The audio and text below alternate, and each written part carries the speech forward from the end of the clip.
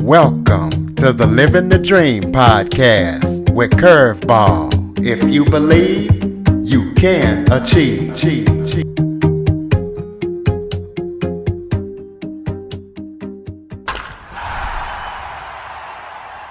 Welcome to the Living the Dream with Curveball podcast, a show where I interview guests that teach, motivate, and inspire. Today, I am joined by former Playboy centerfold and cover girl, but now she's transitioned to a top-rated insurance professional. Deborah doesn't take no for an answer. She has taken a lot of risks, and her success has not come easy. Deborah Driggs. Deborah, thank you so much for joining me today. Thank you. Thank you, Curtis. I really appreciate the time that you allow me today on your show. Thank you. And I'll just clarify for you that SAG is the Screen Actors Guild. You got it right. And I am still a member, and I actually just finished working on a film. So I'm still working in that industry that I started in 1983, if you can believe that. Well, I just actually interviewed somebody yesterday that's a member as well, and was just sitting here looking over your bio, and it slipped my mind of what it was. So we're going to be talking about your film as well. But first, why don't you give everybody a little bit of background about yourself? Sure. Yeah. I'm born and raised in California. I'm a Southern California girl. Grew up in the South Bay area, which is Torrance, Manhattan Beach, and Hawthorne. Grew up in that area. Made my way up to Hollywood, North Hollywood, in 1983. And grew up in Southern California figure skating.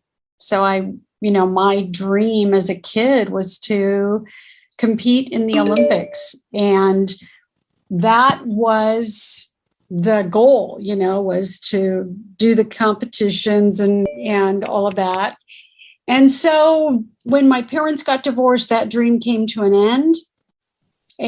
But the tools that I learned from having a coach, everything that I knew up until that point was getting up, skating, working with coaches, having kind of goals. And I had that intention. I was just working towards that intention. And when I started to really get some momentum, it stopped. And so the good news is today, when you look back on things like that in your life that were at the time just really difficult, is that there were so many gifts in all of it.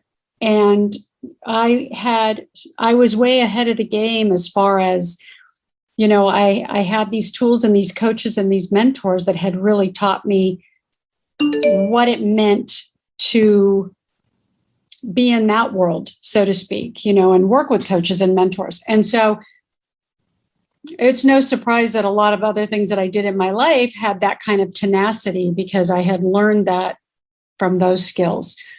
So when I started to go into the entertainment business, I took that with me, that mindset with me. And the same thing applied in anything that I did moving forward. You get somewhere, you're on time. There's no way I would step on the ice late. My coach would have, that would not go over. You learn those little things right off the bat when you have coaches. And so I just knew, I was always that actor that was on the set. I was there at my call time. There were no excuses. And I just had that mentality. And it really helped me because I saw how other people my age were kind of suffering because they didn't have that responsibility, that mindset. They didn't have those skills. And so that kind of really carried me through. And so I decided I was going to be an actress. And before that, I had done a year as a professional cheerleader. And that is when it hit me that I really want to perform and I really want to get into the acting world, because we had been doing morning shows and talk shows and photo shoots and all this great stuff. And we got so much attention as a group, as a cheerleading squad, that I decided that I really wanted to continue. And I remember when I told my family, I'm going to be an actress and a model. And they were just like, yeah, but everybody wants to do that. And only 1 in a million and only this. And you know how hard it is.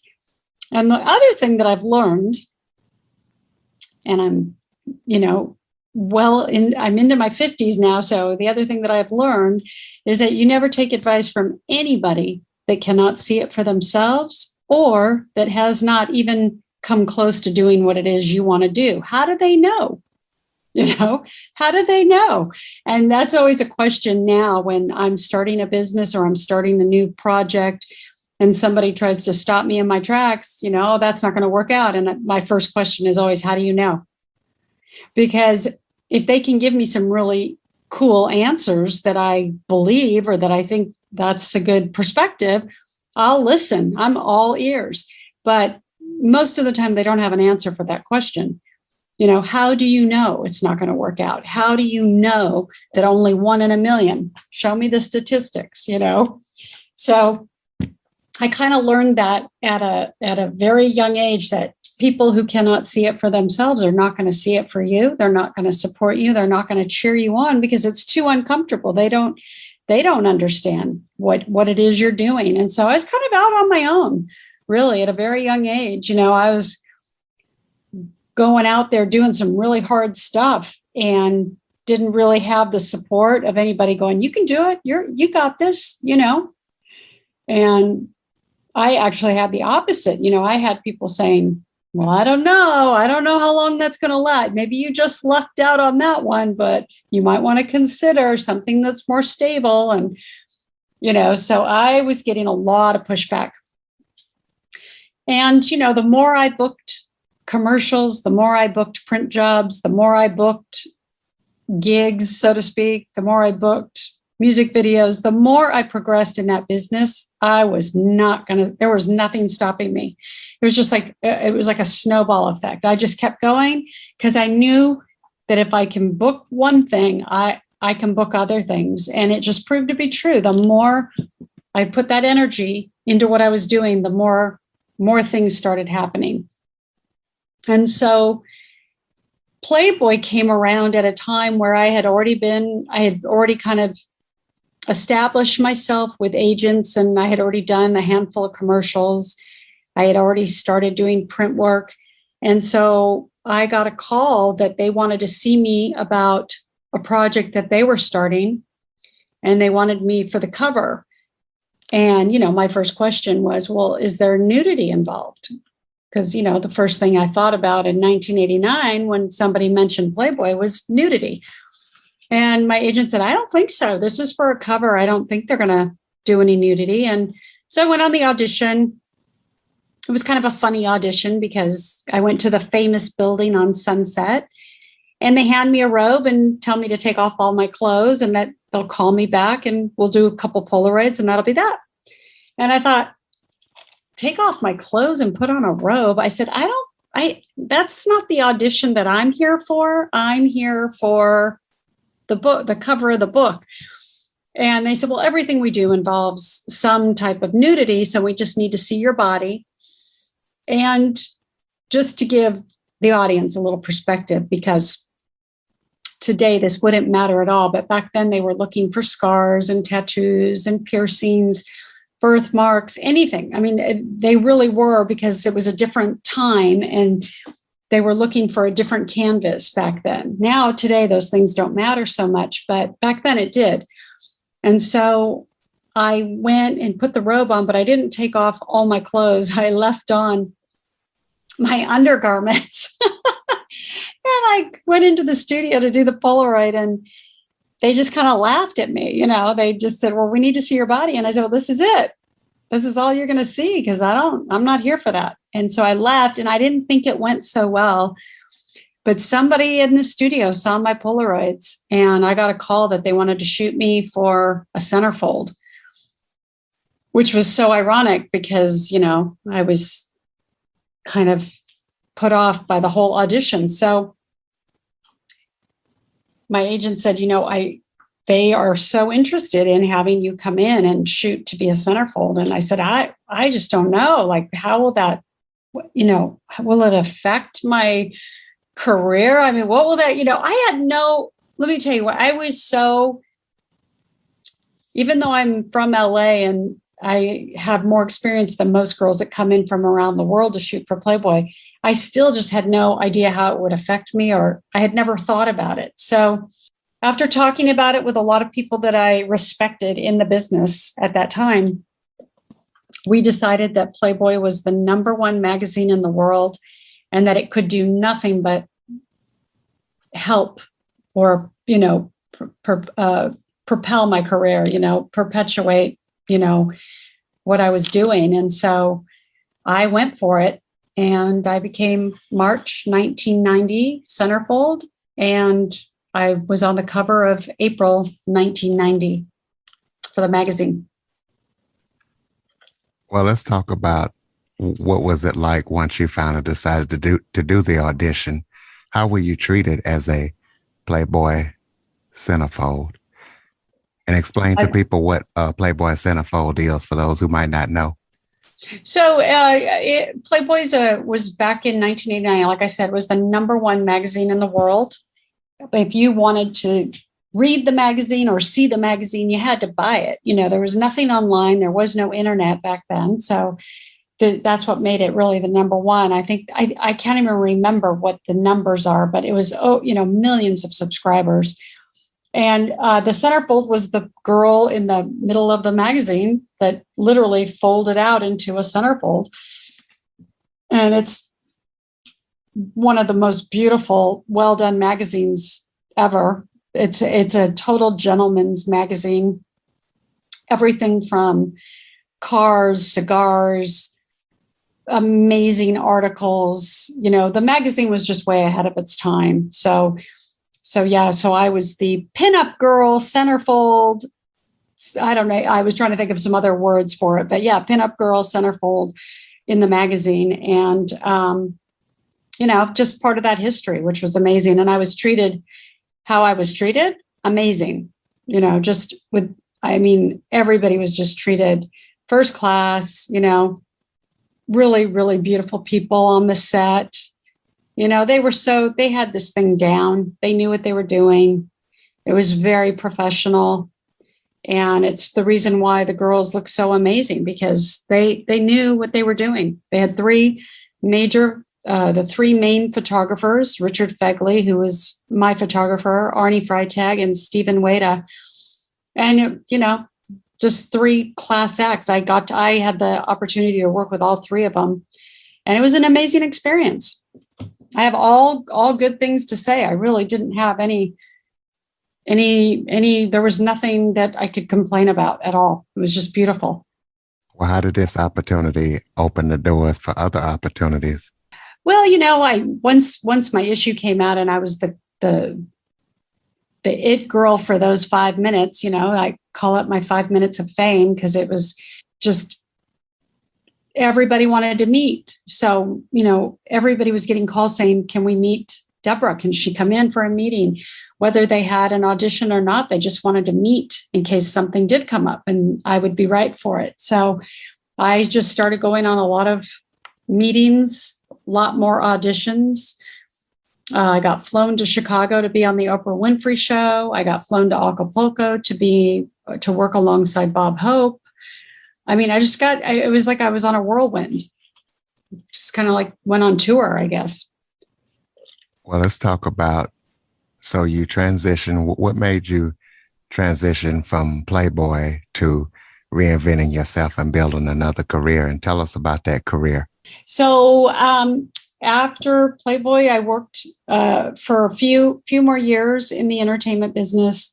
And after I got married and had kids, we decided we were going to move to Park City, Utah, and raise our 3 kids in a more wholesome environment and get out of LA. And so in 2004, my marriage came to an end, and I found myself at the age of 40 divorced, broke, 3 kids, and having to figure out how I was going to bring in a check. And my only skills at that time were that I was aware of, that the skills that I knew were going on auditions and working on sets and so forth. And so I had an agent in Salt Lake City. Everywhere I go, I always have an agent, and I'll go on auditions wherever I'm living, but it wasn't enough to sustain my kids and I. And I didn't divorce with this huge alimony,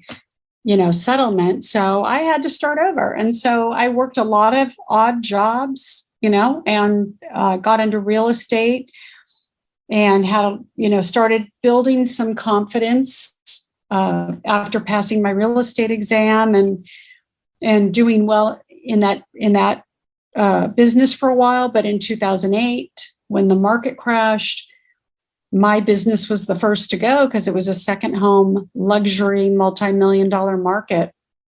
And so I found myself back at the drawing board, and I took a job in New York, which meant that my kids had to live with their dad.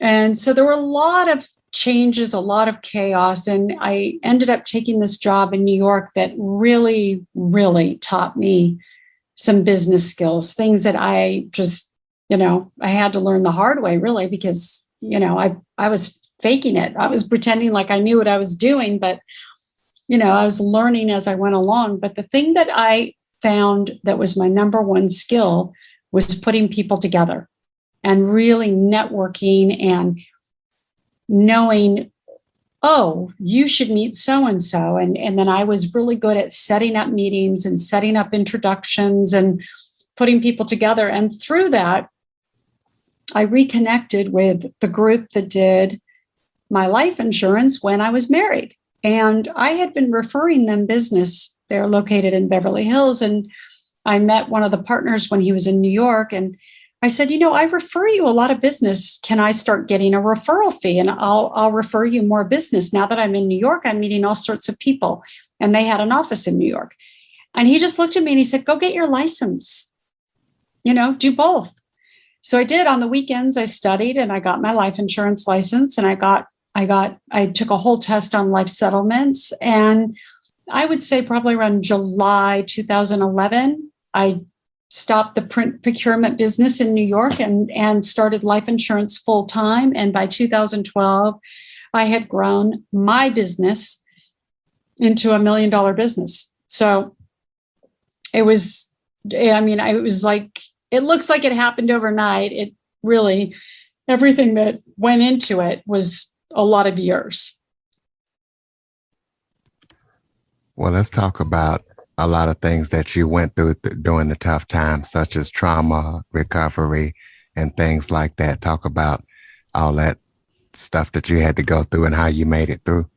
Yeah, I would say that for me, interestingly enough, a lot of the trauma and the chaos and all that really hit me in my 40s. And I think I had just been pushing.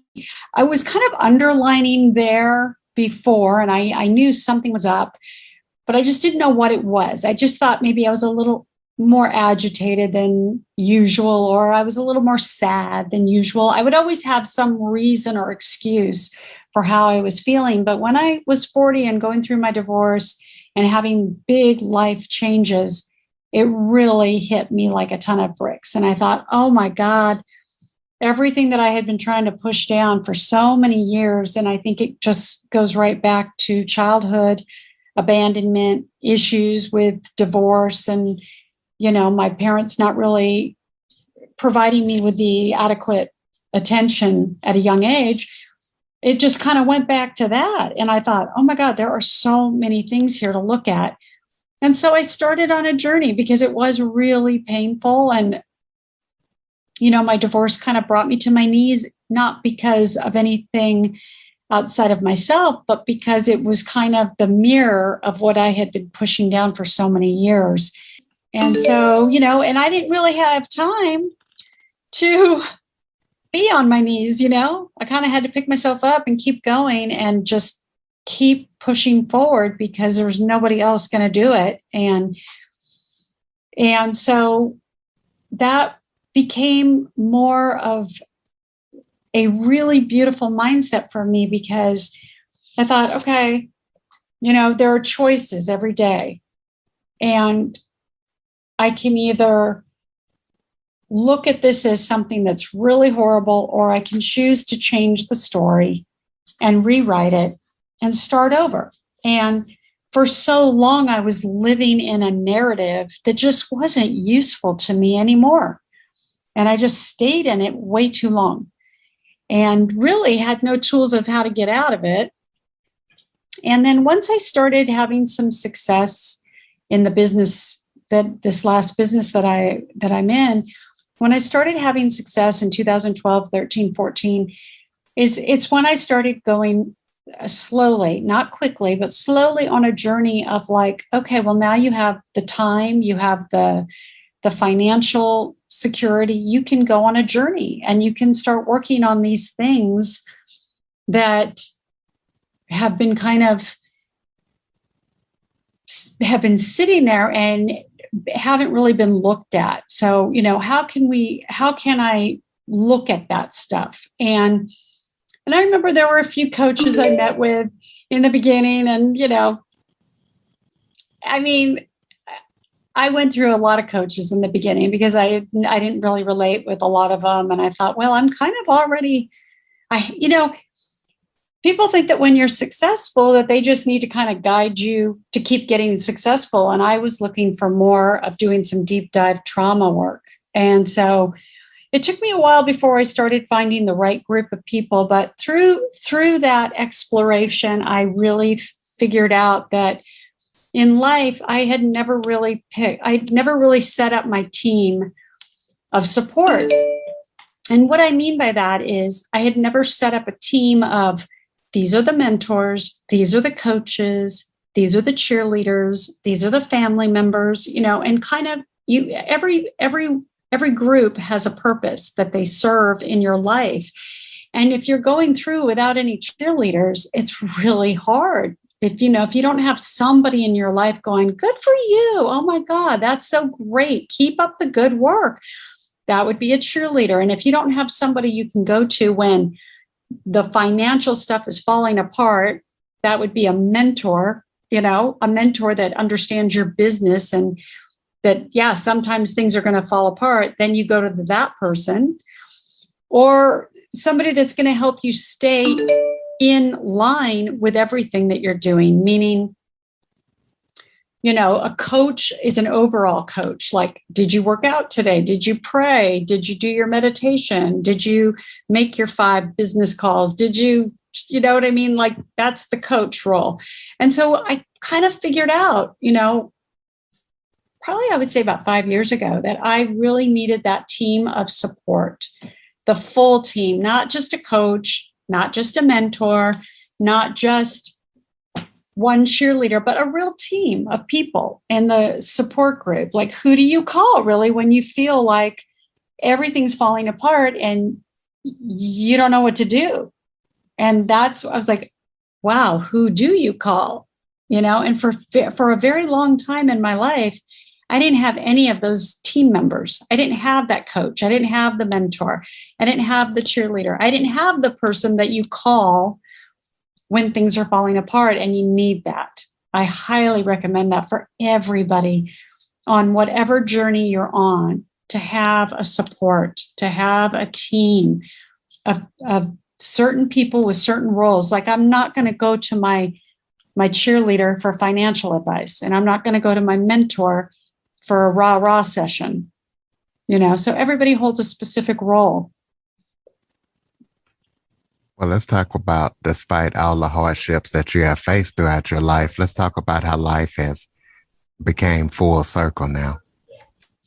Well, yeah, I would say that, I did not grow up with a lot of money. So I had a lot of fear around financial security because there was none when I was growing up. And I just remember that a lot of the arguing, a lot of the fighting, a lot of the disagreements, a lot of the the subject matter was always revolved around money. And so I'm going to have a lot of financial insecurity growing up. And I did. And I also didn't grow up I didn't have examples of real entrepreneurship. I didn't have examples of real loving marriages. I really couldn't tell you. I mean, I'm sitting here thinking right now of one married couple that I knew as a kid that I thought, wow, they look really happy. I didn't have, my grandparents didn't seem real happy. They seemed to what do you call it? Like nip at each other all the time. And, my parents obviously were horrible to each other. And then my aunts and uncles, nobody, it just seemed like their divorce was very prevalent. And so I didn't have any examples of any of these things. And when you don't grow up with any example or environment that shows you how to do certain things, you have to figure it out, usually the hard way. Now, thank God, there's so many resources out there. You don't even have an excuse. There's no excuse to not be in shape. You could have the best coaches in the world now for $19.99 a month. You can have them on Zoom teaching you how to work out. So there's no excuse anymore for any of these things. Everything is available today. But back then, nothing was. You were kind of out on an island by yourself. And I would say how everything has come full circle is, I started out in a business in 1983 that I worked really hard to become a part of. And I would say the big difference today is that I've come full circle. I'm back in a business that I love. I just completed a film. I am back with one of my original agents that I signed with back in 1986. I have much more appreciation today for this business that I kind of started taking for granted of when I was in my 20s. I have such a huge appreciation now. Just to be on a set and working is a gift. So I don't take any of it for granted today. I think today I have a lot more gratitude in my heart. And I realize that there's just really nothing to be too deeply upset about because it's a fleeting moment, this life that we're living. I've lost a lot of friends these last couple of years. And I just know I'm really aware of time and what that means. And it's how are we spending our day? What are we doing? Are we contributing? Are we giving back? Are we doing something good? I host a podcast every Sunday night, a live show. And one of the guests we had on, famous musician, and he was saying that the whole point now, especially after this pandemic that we all lived through, is to give back. And I agree 100%. It's all about giving back. Well, lay it all out for us. Let's talk about the projects that you're working on, your upcoming projects, your film, your business, your podcast, anything you want to put out there where the audience can check you out, buy some life insurance or whatever they want to do. Yeah. So I have a website, which is my name. It's www.deborah.driggs.com.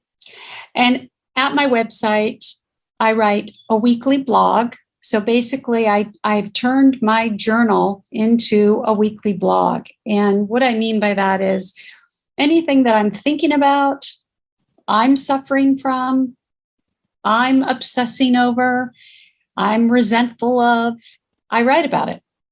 And then I put it into a blog. And once a week, I post a blog. I've written over 50 blogs, which is amazing to me because a year ago, I would have told you I'm not a writer. And it turns out that I actually really love writing. So that's one of the beautiful things that I do. Next year, I have 3 books that I'm coming out with, 3 projects that I'm working on, I should say. And then I just worked on a film called Neon Bleed. And, that is just an amazing project to work on. And I host a podcast every Sunday night live at 5 o'clock Pacific Standard Time called Roger the Wild Child Show. And it is me and two amazing radio disc jockeys. And we have all walks of life on the show, but mainly our main guests have been really amazing, famous musicians. And it's just turned into a really fun, I think we started out with 2 viewers or 2 people watched the show, and now we're up to 1,000 views, while we're doing the show live. So it's really turned into a fun gig. And I really love working with these 2 guys, Jimmy Knight and Roger Gardner. And it's just amazing how life comes full circle, because I would never have imagined a year ago that I'd be hosting a show every Sunday and writing a blog once a week and back with a print agent and a theatrical agent and auditioning and being back in a business that I love so much.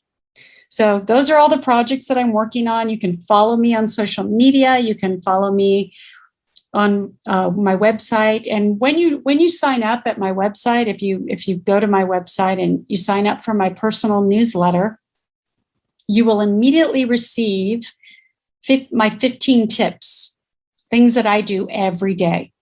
That, I may not do all of those 15 things, but I guarantee you I do at least 5 to 6, 7 things on that list every day. And that list saves my life. And I can tell you this, everything on that list, I can almost say, I was just thinking if there's 1 or 2 things, but I think everything on the list is free. They're all free tips, of what to do when you're kind of spinning out or you're sitting in uncomfortable feelings. These are things that I do, and it's real simple. I keep it so simple today. I just cannot allow any type of chaos or unpleasant situation, I should say, enter into my energy anymore. It's just not worth it. Life is way too short. So these are my 15 go-tos. Yesterday, I was having a really tough time around 2:30, 3 o'clock. I was getting a little burned out and just kind of focusing on the wrong thing. And I thought, okay, what's on my list? Because sometimes I forget. I have a list. And one of the things on my list is just go sit in silence. And I have a beautiful spot where I live where I can go sit and just listen to birds, look at the trees. And I just sat in silence. And it's kind of like I dozed off. It wasn't a nap, but you know how sometimes you can go into that deep, tranquil breathing, and it feels like it's like the best sleep, but it's not really sleep. It's just you're just in silence. So those are the kind of things that are on my list, and it doesn't cost any money to do that. And I felt so much better. It was better than getting a facial or a massage, Your social media is Deborah Driggs, right? Yes, at Deborah Driggs. All right. So guys, make sure you follow her. Do you have any other final thoughts before we close out? No, I think we covered it all. And I want to thank you again. Thank you for having this platform for people to come and share their story. And I'm wishing everybody a blessed day. And before we go, your live podcast, how do people check that out? Oh, yes. So I would say we have a website, rogerthewildchild.com, or on Facebook. If you follow me on Facebook, you will see my show is posted everywhere on my page. Absolutely. Well, Deborah, I want to thank you so much for taking the time to join and share your story and teach, motivate, and inspire. Thank you. And listeners, please be sure to follow, rate, review after listening. And for all you Android listeners, go to the Google Play Store and download the Living the Dream with Curveball podcast app. For more information on the Living the Dream podcast, visit www.djcurveball.com. Until next time, stay focused, on Living the Dream.